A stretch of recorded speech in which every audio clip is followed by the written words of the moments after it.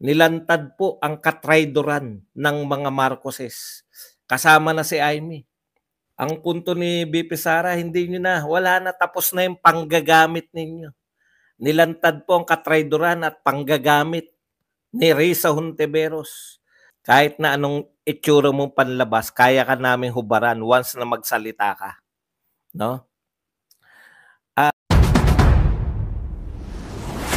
Pag-uusapan natin ngayon, ito po, no? BP Sara, nilantad na po ang katraydoran ng mga Marcoses.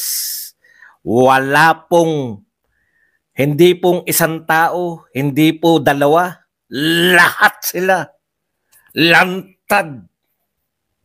Nananalaytay dyan sa pamilya na yan, sa dugo ng pamilya na yan, yung katraydoran. Yan po, mapa, babae, magkapatid, di nyo na mauto si Sara Duterte. Okay. Ito po, hindi po umubra yung script, no? Hindi po umubra yung script ni Risa Hontiveros. 100 times po siyang pinahiya ni BP Sara.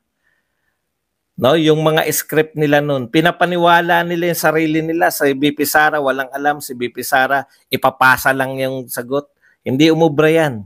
Yung scripted na mga atake mo.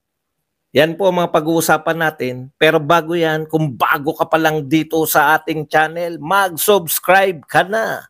Dahil ito lang ang tanging channel na may kinikilingan, may pinapanigan, una sa balita, una rin sa pagsusuri. Kaya ano pang hinihintay mo? Pindot na. Okay, pag-usapan natin, no?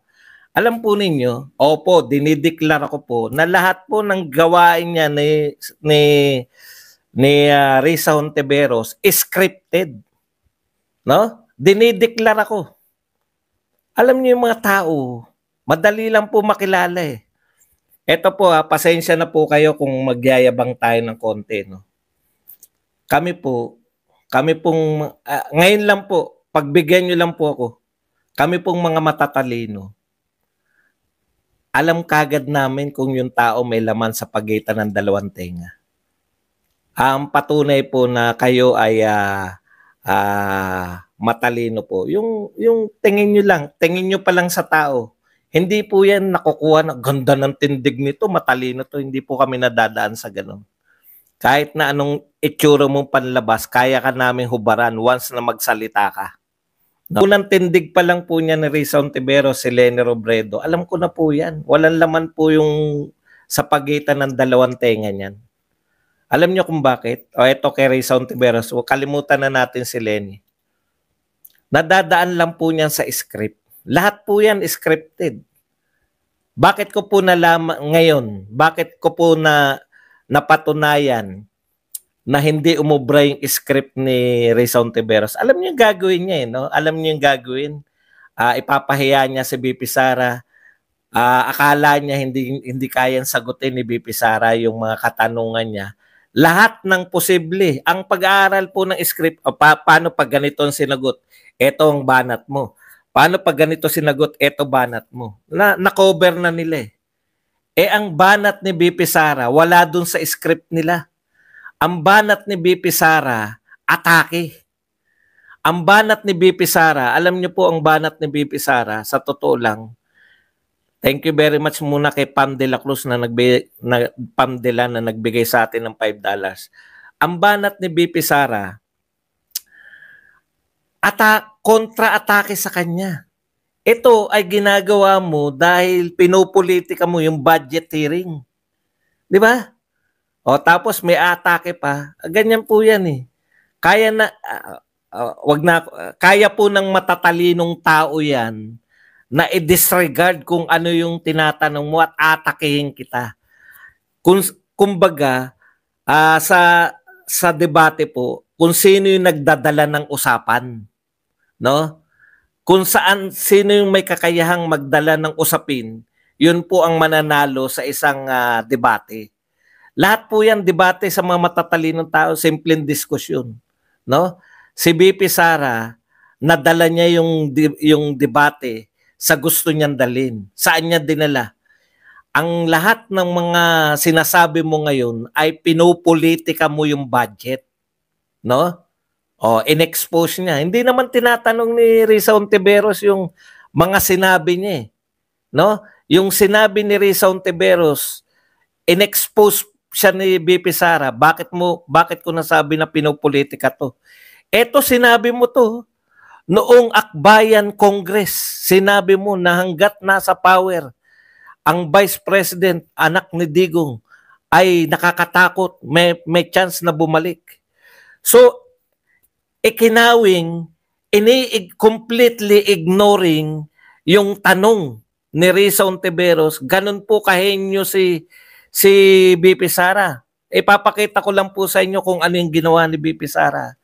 Nagtatanong kunwari si Risa Ontiveros para itrap si BP Sara na lahat naman yung proyekto mo na yan, dapat hindi na binabudgetan.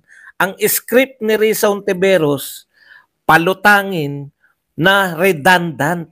Bakit pa tayo magbabudget kung mayroon na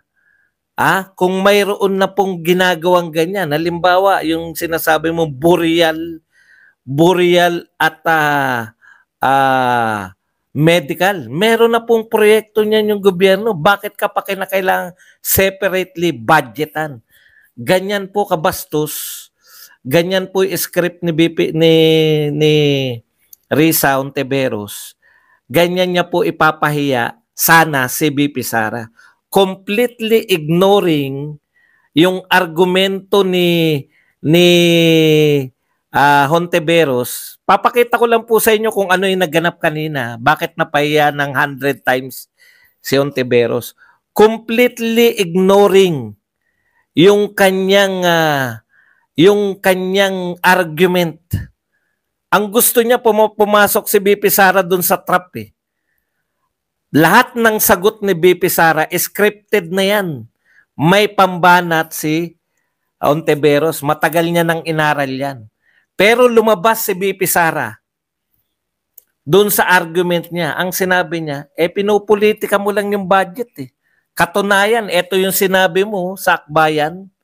Ang gusto mo, mawalan ako ng budget kasi pag may budget ako, babango ako sa tao, naglilingkod. Diba? Kulang pa nga yung sinabi ni BP Sara eh. Kung ako nga yun eh. Ano bang mali sa mga paggasta ko? Wala namang maganda po ang napatunayan doon. No? Hindi po nila naatake si BP Sara na may kapalpakan sa paggastos. Ang atake po, kasi kung meron yan, naaral nila yan. At yan ang aatakein. Nagbayad kayo ng ganito sa ganito? Bakit ganun? Ang mahal parang ganun, di ba? Pero ito po, ang ginawa po ni Ontiveros, dapat hindi ka pondohan. Usually, sa budget hearing, ganito po nangyayari. Hindi maayos. Ang conclusion dapat sa isang ahensya, hindi maayos yung paggastos mo. Dapat hindi ka nabigyan ng ganyang kalaking budget sa susunod. Yun yung mga sa budget hearing karaniwan eh. Kung gusto mong ipahiya yung tao na isinalang nyo sa budget hearing, titirahin mo yan sa paraan ng paggastos niya doon sa budget niya noong nakaraan. Meron na. Sasabihin ngayon, no? Sasabihin ngayon ng mapapahiya mo siya kasi hindi ka naman maayos. Hindi naman maayos yung paggastos mo ng pera. Bakit ka namin bibigyan? Hindi kayang palabasin yun ni Ontiveros. Kaya ang ginawa niyang atake ganito. Yung mga project mo ba, doble-doble na yan eh. May project na yung gobyerno eh. Kaya dapat ka nang tanggalan. Kung mapapahiya niya si BP Sara, hindi naman pumasok dun eh. Alam na ni BP Sara yan eh. Kabisado na yung utak mo eh. Simple ka lang eh. Simple lang naman yung utak mo eh. Okay. So gumawa ng bagong argumento si BP Sara na hindi na siya yung natrap at lumabas yung tunay na ugali. Ano yung argumento ni BP Sara? Ang argumento ni BP Sara, kaya mo tinututulan yung budget ko kasi pinupolitika mo. Bakit mo pinupolitika? ka na yung pag natupad, pag binadgetan pa ako, lalo akong sisikat. Takot ka, Hontiveros, pag binadgetan mo tong mga proyekto ko, makikita ng tao kung papaano magtrabaho yung may kapirasong budget. Kapiraso lang po yung budget na pinag-uusapan natin.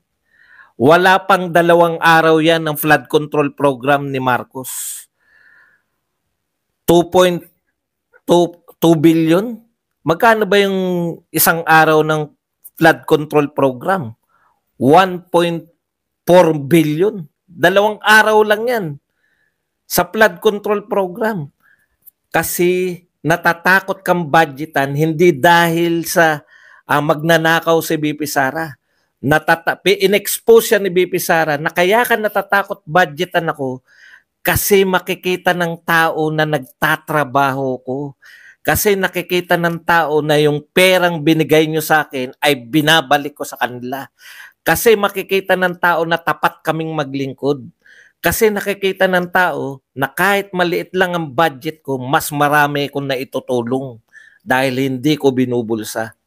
Takot ka dahil mananalo ako sa 2028. Takot ka, pinupolitika mo, ayaw mo kung budgetan para sa ganun, maantala ang aking pagkapanalo. Doon dinala ni BP Sara yung argumento. Kaya lumabas po. Ano yung lumabas? Ha?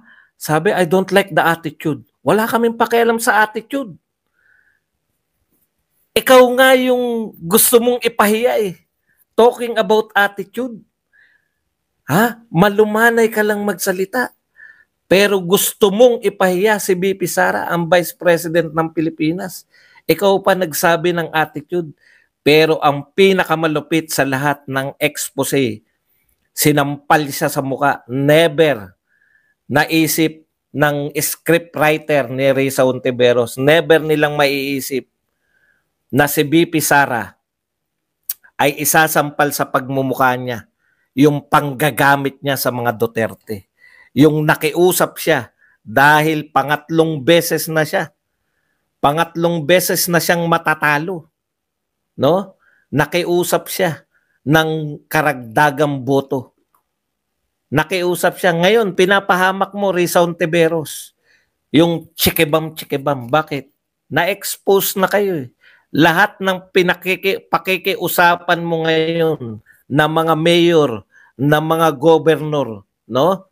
Lahat ng kinakausap mo ngayon para suportahan yung chikibam. Ha? Nag-iisip na yan. Puta, malupit pala to. Tulungan mo na. No? Kahit tulungan mo tong Risa Hontiveros, tablado ka pag nanalo tong chikibam na to.